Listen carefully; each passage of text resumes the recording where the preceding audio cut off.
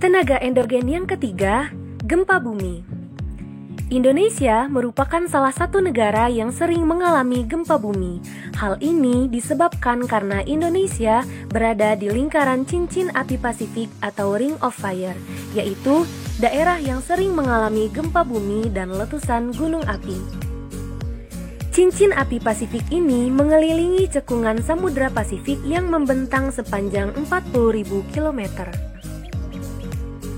Sebagai bagian dari Ring of Fire, Indonesia berada pada pertemuan tiga lempeng, yaitu lempeng Eurasia dari arah utara, lempeng Indo-Australia dari arah selatan, dan lempeng Pasifik dari arah timur.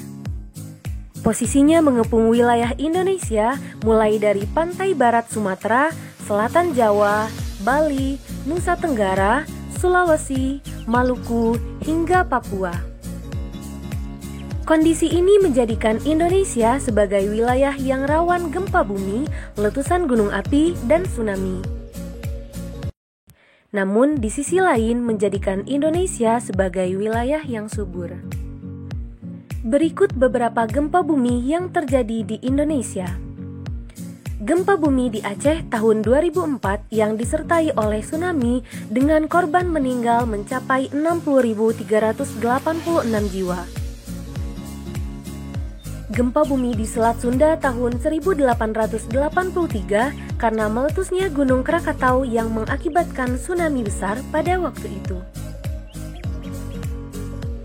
Gempa bumi Yogyakarta tahun 2006 dengan korban meninggal mencapai 5.199 jiwa.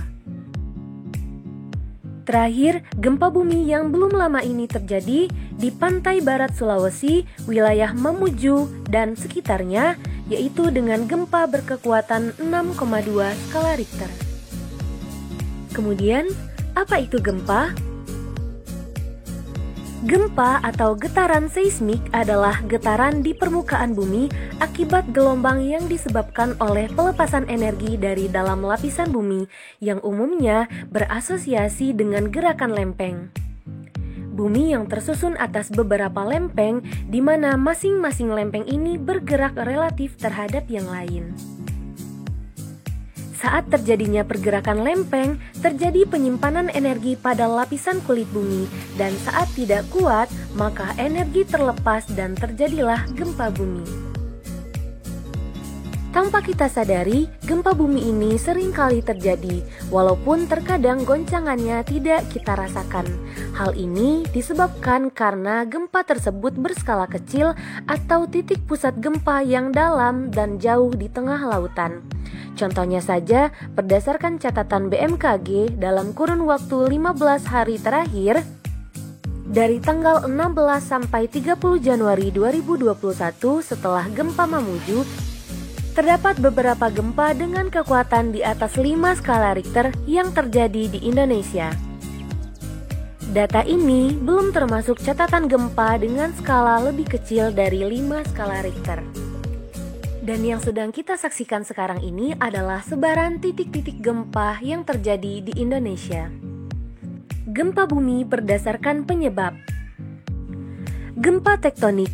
Gempa ini terjadi karena aktivitas lempeng tektonik sehingga terjadi pergeseran lapisan batuan atau mengalami dislokasi. Gempa ini biasanya memiliki kekuatan yang sangat besar dan meliputi wilayah yang sangat luas. Gempa inilah yang sering terjadi di berbagai tempat di permukaan bumi, khususnya daerah pertemuan antar lempeng.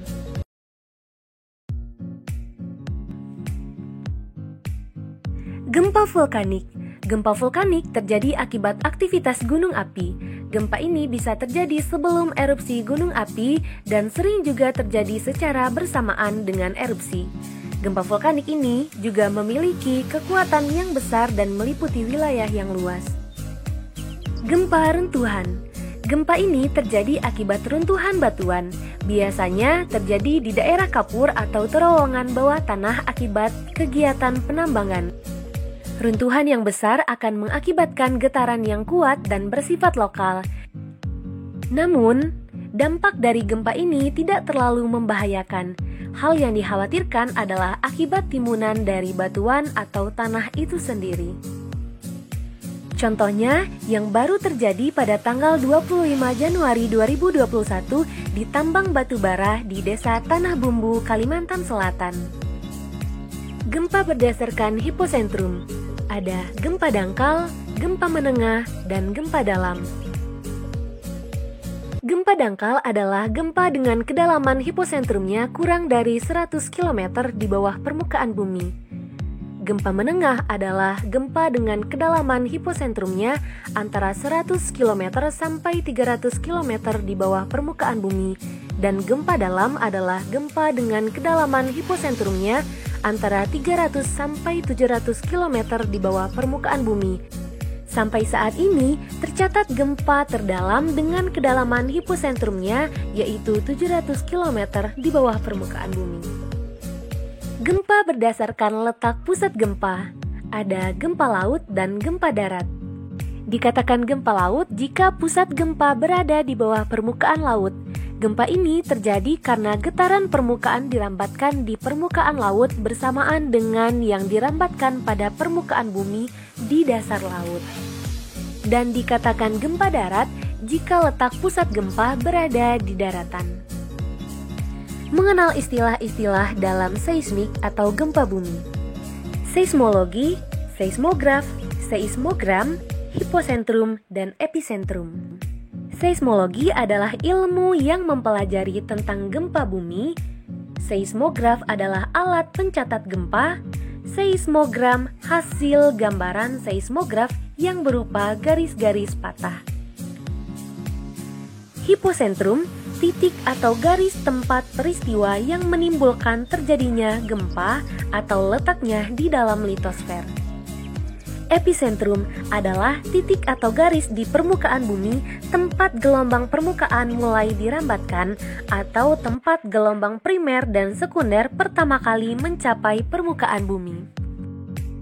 Gelombang gempa, gelombang primer, gelombang sekunder, dan gelombang permukaan. Gelombang primer atau gelombang longitudinal, yaitu gelombang yang merambat dari hiposentrum ke segala arah dan tercatat pertama kali oleh seismograf dengan kecepatan antara 7 sampai 4 km per detik dan periode gelombang 5 sampai 7 detik. Gelombang sekunder atau gelombang transversal, yaitu gelombang yang merambat dari hiposentrum ke segala arah dan tercatat sebagai gelombang kedua oleh seismograf dengan kecepatan antara 4 sampai 7 km per detik dan periode gelombang 11 sampai 13 detik.